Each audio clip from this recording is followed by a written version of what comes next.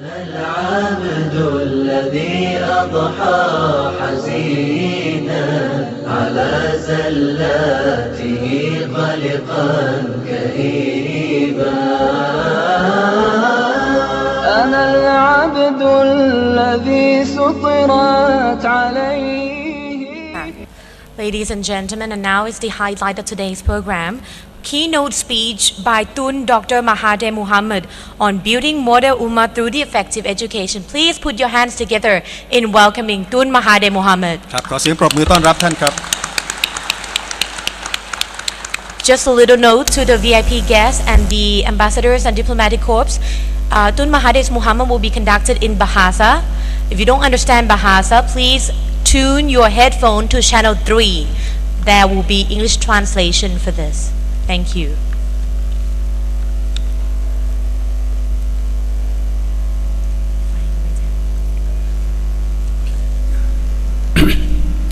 Bismillahirrahmanirrahim. Sahibul Samaha Tuan Syekhul Islam Thailand Haji Abdul Aziz, tuan-tuan yang terutama duta-duta daripada negara ASEAN, Viv kehormat, tuan-tuan, puan-puan, hadirin sekalian. Terlebih dahulu saya ucap terima kasih kerana jemputan daripada Syekhul Islam Haji Abdul Aziz dan Prince of Songkhla University hanya untuk menyampaikan pendapat saya berkenaan dengan pendidikan sebagai penjana pembangunan negara dan ummah.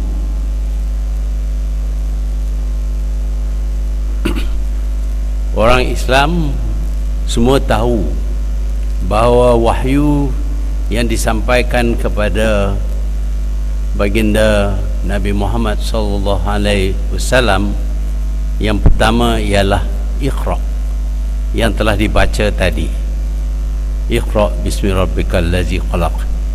Itu adalah wahyu yang pertama yang disampaikan kepada Nabi Muhammad. Iqra bermakna baca. Apabila kita baca, kita akan perolehi maklumat dan ilmu.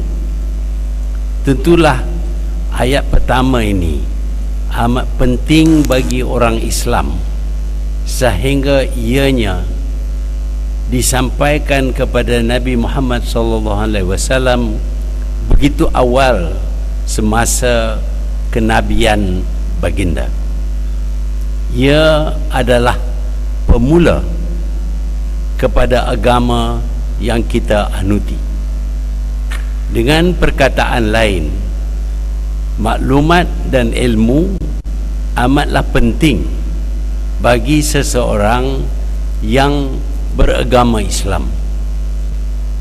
Di waktu wahyu ini disampaikan, tidak ada apa-apa kitab atau tulisan berkenaan dengan agama Islam.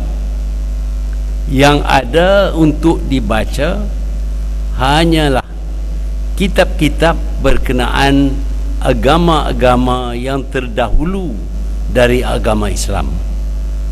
Selain daripada agama-agama ini, yang boleh dibaca ialah tulisan berkenaan falsafah dan kajian-kajian berkenaan dengan berbagai perkara yang telah dibuat oleh bangsa-bangsa lain di zaman terdahulu dari kedatangan agama Islam. Di antaranya ialah kajian dan tulisan berkenaan dengan ilmu hisab ataupun mathematics dan sains yang diterokai oleh orang Greek, yaitu orang Yunani dan orang-orang Hindi, orang India. kerana Islam mewajibkan orang Islam membaca, penganut agama Islam pada ketika itu telah membaca dan mempelajari ilmu-ilmu sains, matematik dan lain-lain yang telah diterokai oleh orang bukan Islam, di samping membaca kitab-kitab berkenaan agama Islam yang ditulis kemudian, kebanyakannya selepas wafatnya Nabi Muhammad sallallahu alaihi wasallam. Kerana cerdik pandai Islam di zaman itu kuat membaca, mereka menguasai ilmu berkenaan sains dan matematik di samping ilmu alam, pelayaran serta juga sejarah. Dengan itu, orang Islam menjadi orang yang terpelajar dan berilmu. Ini menyumbang kepada pembangunan tamadun Islam sehingga ia mendahului, mengatasi semua tamadun lain pada zaman itu. Wilayah-wilayah Islam dibangunkan dengan pesat. Aneka jenis industri didirikan dan dagangan dunia dikuasai oleh orang Islam dari negara Cina di timur sehingga ke Spanyol ataupun Al-Andalus di barat. Tidak ada negara lain yang dapat menandingi wilayah Islam. Tetapi 500 tahun dahulu datang pendapat bahawa penguasaan ilmu seperti sains, matematik, ilmu alam dan sejarah adalah tidak penting bagi orang Islam kerana ia adalah ilmu duniawi ataupun sekular seperti disebut sekarang ini. Dengan itu, cerdik pandai Islam tidak lagi mengejar dan menguasai ilmu-ilmu ini. Tanpa ilmu-ilmu ini, mereka tidak dapat meneruskan pembangunan dan pertahanan wilayah mereka. Sebaliknya, orang Eropah yang kagum dengan tamadun Islam telah mempelajari bahasa Arab yang pada masa itu adalah bahasa ilmu dan menuntut ilmu yang diterokai oleh orang Islam yang dikatakan ilmu duniawi ini. Hasilnya ialah pembangunan tamadun Eropah yang kekal sehingga ke hari ini. Orang Islam semakin lama semakin mundur, sementara orang Eropah semakin maju. Oleh kerana orang Islam daif dalam ilmu sains, mereka tidak dapat mempertahankan agama Islam dan wilayah Islam seperti yang diwajibkan ke atas mereka oleh agama Islam. Satu demi satu wilayah Islam diserang oleh Barat dan ditakluki oleh mereka. Ini menambah kelemahan orang Islam kerana di zaman penjajah mereka tidak dapat menuntut ilmu. Semakin lama semakin lemah orang Islam. Walaupun kemudian mereka dapat membebaskan diri dari penjajahan, tetapi mereka terus ketinggalan kerana mereka masih percaya yang ilmu yang dikatakan ilmu duniawi ini tidak penting untuk kesejahteraan kehidupan mereka orang Islam. Mereka juga tidak dapat mendirikan pentadbiran yang kemas bagi negara dan wilayah mereka. Feudalisme mereka kekalkan dalam pemerintahan mereka sehingga pembaharuan tidak dapat diadakan. Dr. Mahathir Mohamad, it's a rare occasion to have you here with us, and it's probably a lifetime opportunity for some of us. So, would you mind giving us a Q&A? Yes? Assalamualaikum warahmatullahi wabarakatuh. Saya Ustaz Amin Menjamin daripada Sekretariat Himpunan Ulama Rantau Asia. Alhamdulillah, dengan izin Allah Subhanahu wa taala, yang mana pada hari ini yang berbahagia Tuan Dr. Mahathir Mohamad memberikan pandangan yang begitu lengkap dan begitu indah. Maka bagi pihak saya ingin memberi penerangan sikit berkenaan dengan yang mana Tuan Doktor memberi pandangan itu, bahawa sekiranya di hari ini telah kita maklumkan sekurang-kurangnya dalam tahun 2015 kita akan adakan satu, iaitu ASEAN Community, yang mana ASEAN Community telah kita maklumkan bahawa penduduknya sebanyak 560 juta, yang beragama Islam melebihi 60% dan yang berbangsa Melayu juga melebihi 60%.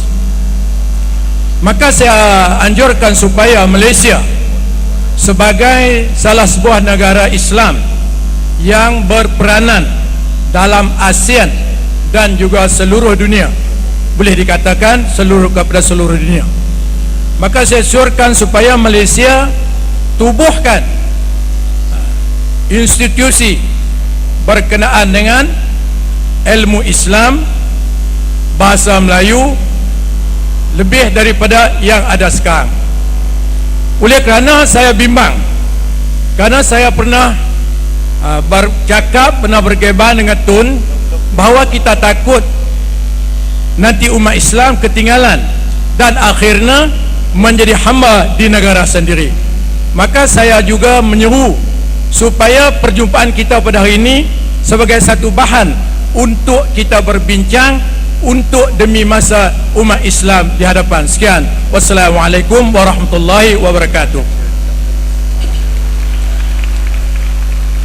Terima kasih. Yang pertamanya, Malaysia sekarang sudah pun ada banyak institusi-institusi yang mana kita terima pelajar-pelajar daripada negara-negara asing. Kita sekarang mempunyai sampai 100,000 pelajar daripada seluruh dunia, termasuk daripada negara-negara Arab. Saya berpendapat bahawa kalaulah negara-negara ASEAN bersetuju, maka kita boleh mengadakan institusi seperti yang dicadangkan, bukan khusus untuk orang Islam saja, untuk orang lain juga, kerana kita hidup dalam dunia yang mempunyai penduduk yang menganuti berbagai agama. Dalam institusi ini kita akan beri pelajaran agama, menekankan kepada perkara-perkara seperti yang saya sebutkan tadi, iaitu kita mesti menguasai ilmu seperti sains, mathematics, ilmu sejarah, ilmu alam dan sebagainya, supaya seseorang Muslim itu mempunyai ilmu dalam kedua-dua bidang, iaitu dalam bidang agama dan dalam bidang-bidang lain. Saya tidak bersetuju dengan pendapat bahawa bidang-bidang lain ini adalah bidang duniawi ataupun sekular, kerana Islam adalah ad-din, adalah cara hidup, dan dia meliputi semua gerak-geri kita. dan semua gerak-geri kita, termasuk kemajuan bangsa kita, kemajuan negara kita, pertahanan negara kita, semuanya diperlukan, diwajibkan oleh agama Islam. Justru itu mempelajari ilmu-ilmu yang akan meningkatkan keupayaan kita bersaing dengan negara-negara lain adalah sebahagian daripada usaha kita untuk mempertahankan Islam dan umat Islam serta negara-negara Islam. Sebab itu kita tidak harus ikut tafsiran barat, iaitu pelajaran yang bukan khusus berkenaan dengan agama adalah sekular. Dalam Islam tidak ada sekular. Segala-gala ilmu yang kita miliki penting untuk mempertahankan umat Islam. Justru itu menuntut ilmu-ilmu lain ini selain daripada berkenaan dengan agama adalah sebahagian daripada fardu kifayah, iaitu membekalkan kita untuk kita mempertahankan agama Islam. Seperti mana kita tahu, seseorang Islam yang mati dalam peperangan mempertahankan Islam adalah syahid. Apa kata kita kepada orang yang menolong, membantu syahid ini dengan memberi peruntukan yang mencukupi supaya mereka yang mempertahankan negara Islam, agama Islam, umat Islam berupaya dilengkapi dengan cukup kebolehan untuk mempertahankan agama Islam. Jadi dengan itu kita tidak harus asingkan mata pelajaran lain ini sebagai sekular, kerana mata pelajaran lain ini penting untuk kita menyelamatkan umat Islam. Dia menjadi sebahagian daripada apa yang diwajibkan ke atas kita, mempelajari selain daripada agama, ilmu-ilmu yang boleh menyelamatkan umat Islam. Sebab itu cadangan seperti yang disebutkan oleh tuan tadi adalah baik, dan kita harus bekerjasama supaya kita membekalkan dengan cukup keuangan untuk mendirikan institusi tadi. Sekian, terima kasih. Thank you very much. เชิญ ครับผม ค่ะ ถ้ามีคำถามเชิญต่อนะครับ ท่านสามารถที่จะถามเป็นภาษาไทยก็ได้นะครับ Assalamualaikum warahmatullahi wabarakatuh. Saya nama Wan Imran Wan Jaafar, pensyarah Universiti Narathiwat Rashid Karim. Pertama kali bersyukur kepada Allah Subhanahu wa taala yang mana Tun Dr. Muhadir boleh datang ke tempat kita ini, yang mana setelah mana yang saya dapat dengar tadi daripada ucapan daripada Tun tadi, saya ada satu perkara yang nak tanya Tun. Sebagaimana Tun salah seorang yang pembawa ummah, khususnya kepada ummah Islam kita, yang mana 20 tahun yang Tun sebagai Perdana Menteri di Malaysia mempunyai pengalaman yang begitu banyak.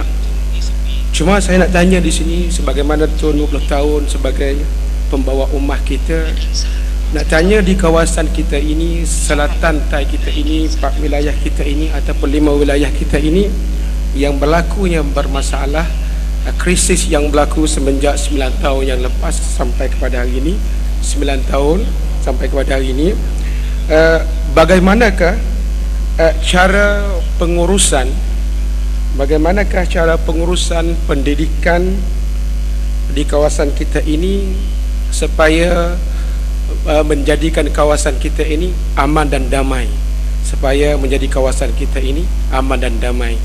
Wassalam. Ya, saya dapati bahawa rata-rata penduduk Islam di selatan Thai ini agak tertinggal ke belakang berbanding dengan penduduk-penduduk sini yang bukan beragama Islam. Ini bermakna bahawa kita lemah, dan kita lemah kerana kita tidak punya ilmu yang mencukupi. Kita tidak boleh tinggal pelajaran agama kita, tetapi di samping kita menuntut agama kita, kita juga perlu menuntut ilmu-ilmu yang lain yang memberi kebolehan kepada kita melakukan sesuatu dalam persaingan kita dengan antara kita dengan orang lain. Apabila kita mempunyai kecekapan, umpamanya dalam bidang perniagaan, pengurusan, dalam bidang industri dan sebagainya, maka umat Islam di sini tidak akan tertinggal berbanding dengan orang lain.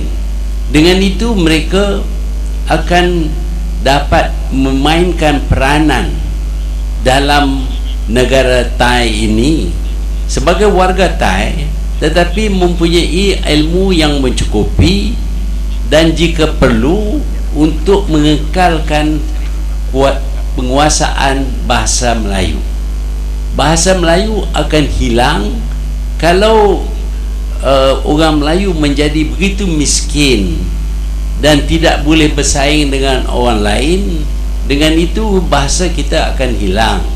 Tetapi kalau kita menjadi satu puak yang kaya, yang berkebolehan, orang lain akan berurus dengan kita, dan dengan itu mereka akan lebih hormati kita.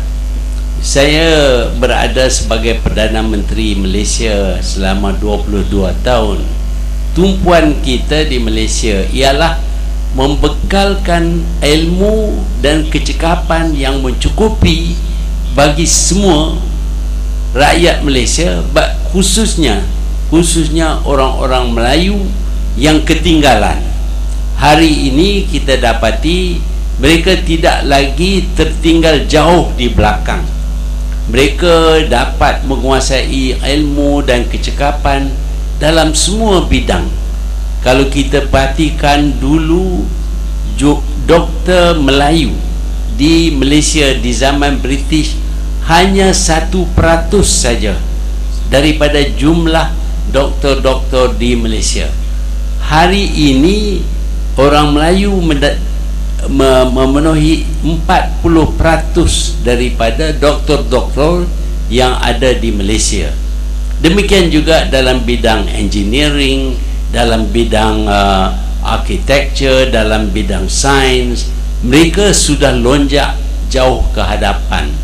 Dan dengan itu, nak tak nak, orang lain mestilah berunding dengan mereka, mengadakan urusan dengan mereka, dan terpaksa mengiktiraf bahasa mereka dan menghormati agama Islam sebagai agama orang yang mampu bersaing dengan mereka.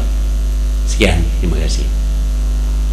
ครับผมท่านพี่น้องครับจะเห็นว่าท่านพยายามที่จะมุ่งเน้นนะครับในเรื่องของการศึกษาไม่เฉพาะอย่างยิ่งในเรื่องของศาสนาเพียงอย่างเดียวเท่านั้นนะครับเป็นเรื่องของวิทยาศาสตร์นะครับเรื่องของวิศวกรรมศาสตร์หรือแม้แต่เรื่องที่เราจะดำรงชีวิตอยู่ของเราบนโลกใบนี้นั่นเองนะครับท่านเคยได้ยกตัวอย่างตอนที่ท่านได้บรรยายว่าถ้าหากว่าเรานะครับจะอยู่ในดุนยาก็ต้องศึกษานะครับหรือเราจะหวังในโลกอาคิเราะห์ก็ต้องศึกษาเช่นเดียวกันนะครับค่ะมีคำถามเพิ่มเติมไหมคะมีคำถามนะครับเชิญครับ Bismillahirrahmanirrahim. Alhamdulillah. Saya adalah Dr. Hassan Abdul Qadir, Ketua Yayasan Islam Sains dan Teknologi Jalan. Alhamdulillah, kalau dengar Tun cakap tadi, saya teringat setahun yang lepas saya dan Dr. Ismail Ibrahim, bekas